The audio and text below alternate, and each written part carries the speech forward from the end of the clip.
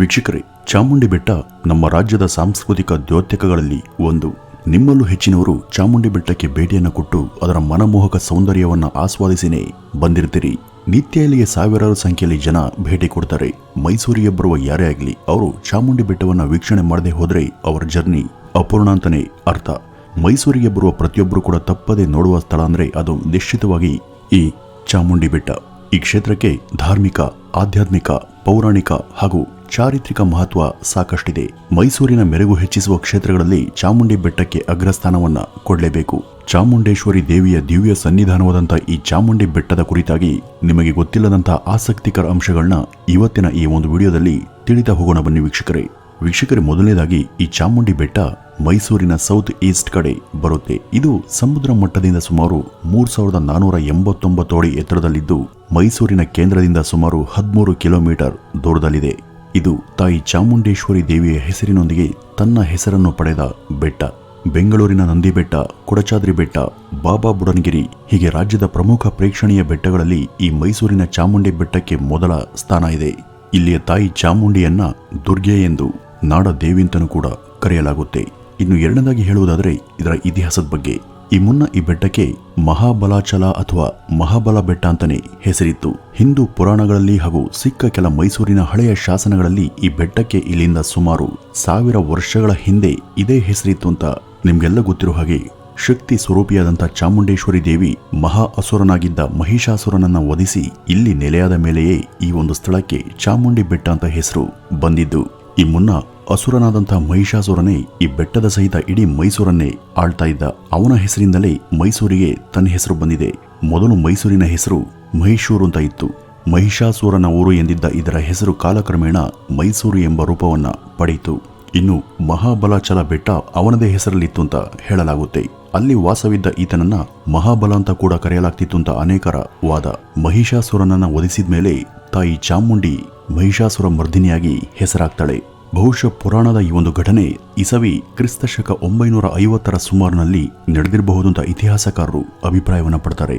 ಅವರು ಹೀಗೆ ಅನುಮಾನಿಸೋದಕ್ಕೆ ಕಾರಣ ಈಗಲೂ ಕೂಡ ಮೈಸೂರಿನ ಕೆಲ ಬುಡಕಟ್ಟು ಜನರಾದಂಥ ಸೋಲಿಗರು ಹಾಗೂ ಇತರರು ಅಸುರನಾದ ಮಹಿಷಾಸುರನನ್ನ ತಮ್ಮ ಪೂರ್ವಜರು ಅಂತ ಆರಾಧಿಸ್ತಾರೆ.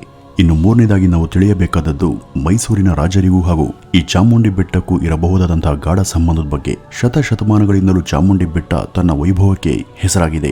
ಮೈಸೂರು ಒಡೆಯರಲ್ಲಿ ಒಬ್ಬರಾದ 3ನೇ ಕೃಷ್ಣರಾಜ ಒಡೆಯರ್ ಅವರು ಮೊದಲ ಬಾರಿ ಎಂಬಂತೆ ಚಾಮುಂಡಿ ಬೆಟ್ಟವನ್ನ 1827 ಸುಮಾರಿನಲ್ಲಿ ಒಂದು ಪ್ರೇಕ್ಷಣೀಯ ಸ್ಥಳವನ್ನಾಗಿ ರಿನೋವೇಟ್ ಮಾಡಿದ್ರು. ಚಾಮುಂಡಿ ಬೆಟ್ಟದಲ್ಲಿ ತಾಯಿ ಚಾಮುಂಡಿಯ ದೇಗುಲದ ಜೊತೆ ಪಕ್ಕದಲ್ಲಿ ಮಹಾಬಲೇಶ್ವರ ದೇವಸ್ಥಾನ ಕೂಡ ಇದೆ. ಹಲವರು ಪ್ರಕಾರ ಈ ಮಹಾಬಲ ಅನ್ನೋದು ಶಿವನ ಹೆಸರುಗಳಲ್ಲಿ ಒಂದಾಗಿದ್ದು ಆತನೇ ಇಲ್ಲಿ ಮಹಾಬಲನಾಗಿ ನೆಲೆಸಿದ್ದಾನೆ. ಈಗ ಆತನ ಪಕ್ಕದಲ್ಲಿಯೇ ಆತನ ಸಹಧರ್ಮಿಣಿಯಾದ ಪಾರ್ವತಿ ಚಾಮುಂಡೇಶ್ವರಿಯಾಗಿ ಇಲ್ಲಿ ನೆಲೆಸಿದ್ದಾಳೆ ಎಂಬ ಪ್ರತೀತಿ ಇದೆ. ಇಲ್ಲಿ ಪ್ರತಿ ವರ್ಷ ಕೂಡ ಆಕೆಯ ಉತ್ಸವದ ಜೊತೆ ತೆಪ್ಪೋತ್ಸವವು ಕೂಡ ಜರುಗುತ್ತೆ ಹಾಗೂ ಇದಕ್ಕೆ ಭಕ್ತರು ಸಾವಿರಾರು ಸಂಖ್ಯೆಯಲ್ಲಿ ತಾವು ಸಾಕ್ಷಿಯಾಗ್ತಾರೆ. ವೀಕ್ಷಕರು, ನೀವು ಚಾಮುಂಡಿ ಬೆಟ್ಟದಲ್ಲಿ ಗಮನಿಸಿದ ಹಾಗೆ ಬೃಹದಾಕಾರದ ಒಂದು ನಂದಿಯ ವಿಗ್ರಹ ಇದೆ. ಇದು ಕಲ್ಲಿನ ವಿಗ್ರಹವಾಗಿದ್ದು ಏಕಶಿಲಾ ಮೂರ್ತಿಯಿಂದನೇ ಇದನ್ನ ರಚಿಸಲಾಗಿದೆ ಅಂತ ಹೇಳಲಾಗುತ್ತೆ. ಇದು 4.5 ಮೀಟರ್ ಎತ್ತರವಿದ್ದು ಹಾಗೂ 7 ಮೀಟರ್ಗೂ ಹೆಚ್ಚು ಉದ್ದ ಇದೆ. ಅಂದ್ರೆ ಇದಕ್ಕೆ ಸುಮಾರು 1800 ವರ್ಷಗಳಿಗೂ ಹೆಚ್ಚಿನ ಇತಿಹಾಸವಿದೆ ಅಂತ ಅಂದಾಜಿಸಲಾಗಿದೆ. ಚಾಮುಂಡಿ ದೇವಸ್ಥಾನಕ್ಕೆ ಕೊಂಚವೇ ದೂರದಲ್ಲಿ ಬೃಹದಾಕಾರದ ಮಹಿಷಾಸುರನ ನಿಂತ ಭಂಗಿಯಲ್ಲಿರುವಂತಹ ಪ್ರತಿಮೆ ಈಗಲೂ ಕೂಡ ಅಲ್ಲಿದೆ. ಆತ ಒಂದು ಕೈಯಲ್ಲಿ ತನ್ನ ಆಯುಧವನ್ನು ಹಾಗೂ ಇನ್ನೊಂದು ಕೈಯಲ್ಲಿ ಹಾವನ್ನ ಹಿಡಿದು ಉಗ್ರವಾಗಿ ನಿಂತ ರೀತಿಯಲ್ಲಿ ಇದನ್ನ ಕಡೆದು ನಿಲ್ಲಿಸಲಾಗಿದೆ. ಮೊದಲೆಲ್ಲ ನಾಡಹಬ್ಬ ದಸರಾದಂದು ಆನೆಯ ಮೇಲಿನ ಅಂಬಾರಿಯಲ್ಲಿ ಮೈಸೂರಿನ ಒಡೆಯರನ್ನೇ ಕೂರಿಸಿ ಮೆರವಣಿಗೆ ಮಾಡಿಸಲಾಗ್ತಿತ್ತು. ಆದರೆ ಕ್ರಮೇಣ ಅಂದ್ರೆ ಹೀಗೆ 200 ವರ್ಷಗಳ ಹಿಂದೆ ಈ ಒಂದು ಪರಿಪಾಠ ನಿಂತು ರಾಜರ ಬದಲಿಗೆ ತಾಯಿ ಚಾಮುಂಡೇಶ್ವರಿಯ ಚಿನ್ನದ ವಿಗ್ರಹವನ್ನೇ ಅಂಬಾರಿಯೊಳಗೆ ಇಟ್ಟು ಮೆರವಣಿಗೆಯನ್ನ ಮಾಡಿಸಲಾಗುತ್ತೆ. ಆಗೆಲ್ಲ ರಾಜ ಪ್ರತ್ಯಕ್ಷ ದೇವತಾ ಎಂಬ ತತ್ವ ಅನುಸರಣೆಯಲ್ಲಿತ್ತು. ಅಂದ್ರೆ ರಾಜನೇ ಕಣ್ಣಿಗೆ ಕಾಣುವ ದೇವರು ಅಂತ ಅರ್ಥ. ಆದರೆ ಕ್ರಮೇಣ ರಾಜಪ್ರಭುತ್ವ ಮರೆಯಾಗಿ ರಾಜನನ್ನ ಹೊತ್ತು ತಿರುಗುವ ಪದ್ಧತಿ ಕೂಡ ನಿಲ್ತು.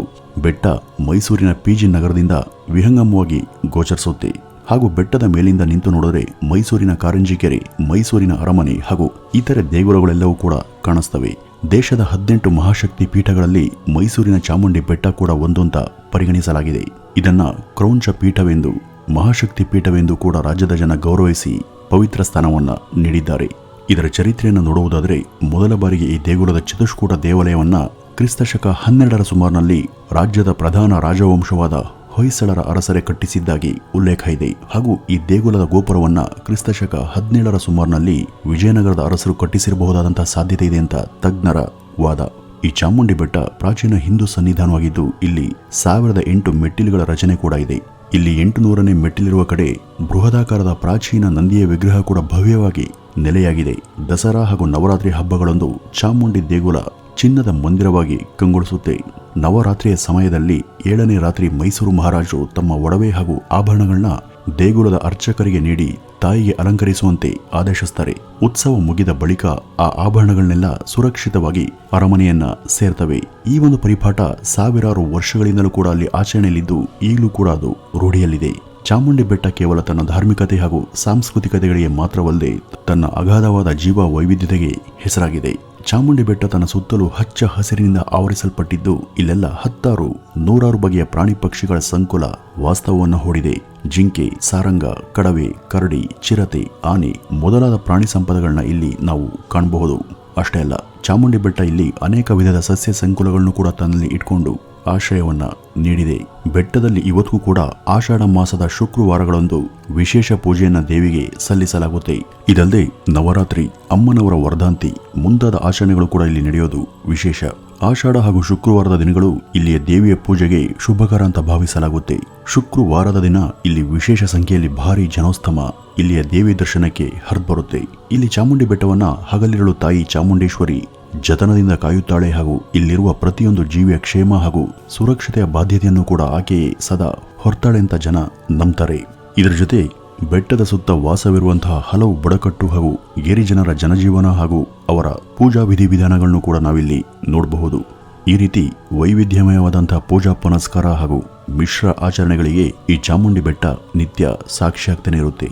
ವೀಕ್ಷಕರೇ, ತಾಯಿ ಚಾಮುಂಡಿ ಹಿಂದೂ ನಂಬಿಕೆಯಲ್ಲಿ ಬರುವಂತ 81 ಮುಖ್ಯ ತಾಂತ್ರಿಕ ದೇವ ಮಾತೆಯರಲ್ಲಿ ತಾನು ಅಗ್ರಸ್ಥಾನವನ್ನ ಪಡೆದಿದ್ದಾಳೆ. ಈಕೆಯನ್ನ ಹಿಂದೂ ಪುರಾಣದ ಯೋಗಿನಿಯರಲ್ಲಿ ಮುಖ್ಯ ದೇವತೆ ಅಂತ ಕರೆಯಲಾಗಿದೆ.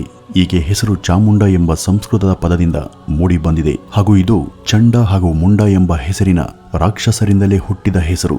ಈ ಚಂಡ ಮುಂಡರನ್ನ ದುರ್ಗೆ ತಾನು ಕಾಳಿಯಾಗಿ ವಧಿಸಿದ್ದ ಹಿನ್ನೆಲೆಯಲ್ಲಿ ಈಕೆಗೆ ಚಾಮುಂಡಿ ಎಂಬ ಹೆಸರು ಬಂತು ಅಂತ ಹೇಳಲಾಗುತ್ತೆ. ನಮ್ಮ ರಾಜ್ಯದ ಅಭಯಾರಣ್ಯಗಳಲ್ಲಿ ಚಾಮುಂಡಿ ಬೆಟ್ಟ ಕೂಡ ಒಂದು ಹಾಗೂ ರಾಜ್ಯದ ಮುಖ್ಯ ಹೆರಿಟೇಜ್ ತಾಣವಾಗಿ ಚಾಮುಂಡಿ ಬೆಟ್ಟ ಗುರುತಿಸಿಕೊಂಡಿದೆ.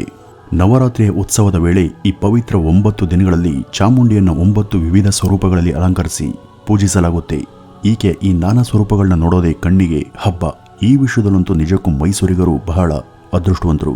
ಈ ದೇವಿಯ ಮಹಾತ್ಮೆ, ಆಕೆಯ ಅಂದ ಚಂದವನ್ನು ಕಣ್ತುಂಬಿಕೊಳ್ಳುವ ಸಲುವಾಗಿಯೇ ರಾಜ್ಯ ಮಾತ್ರವಲ್ಲದೆ ದೇಶ ವಿದೇಶಗಳಿಂದಲೂ ಕೂಡ ಯಾತ್ರಿಕರು ಇಲ್ಲಿಗೆ ಸಾವಿರಾರು ಸಂಖ್ಯೆಯಲ್ಲಿ ಬರ್ತಾರೆ. ಒಟ್ನಲ್ಲಿ ಚಾಮುಂಡಿ ಬೆಟ್ಟ ರಾಜ್ಯದ ಹಿರಿಮೆ ಹಾಗೂ ಗರಿಮೆಗಳಲ್ಲಿ ಒಂದು. ಇದು ನಾಡಿನ ಹೆಮ್ಮೆಯ ಸಾಂಸ್ಕೃತಿಕ ಸೌಧ. ಕರ್ನಾಟಕದಲ್ಲಿ ಹುಟ್ಟಿದ ಪ್ರತಿಯೊಬ್ಬರು ಕೂಡ ತಮ್ಮ ಜೀವಿತಾವಧಿಯಲ್ಲಿ ಕನಿಷ್ಠ ಒಮ್ಮೆಯಾದರೂ ಮೈಸೂರು ಹಾಗೂ ಚಾಮುಂಡಿ ಬೆಟ್ಟವನ್ನ ನೋಡಲೇಬೇಕು. ಚಾಮುಂಡಿ ಬೆಟ್ಟವನ್ನ ನೀವು ಈ ಮೊದಲೇ ನೋಡಿದ್ರೆ ನಿಮಗೆ ಅಲ್ಲಿ ಇಷ್ಟವಾಗಿದ್ದು ಏನು ಅಂತ ಕಮೆಂಟ್ನ ಮೂಲಕ ತಿಳಿಸಿ ಅಂತ ಹೇಳ್ತಾ ಈ ಒಂದು ವಿಡಿಯೋವನ್ನು ಇಲ್ಲಿಗೆ ಮುಗಿಸಿ ಮತ್ತೆ ಮುಂದಿನ ಟಾಪಿಕ್ನೊಂದಿಗೆ ಭೇಟಿಯಾಗೋಣ. ಅಲ್ಲಿವರೆಗೂ ನಮಸ್ಕಾರ.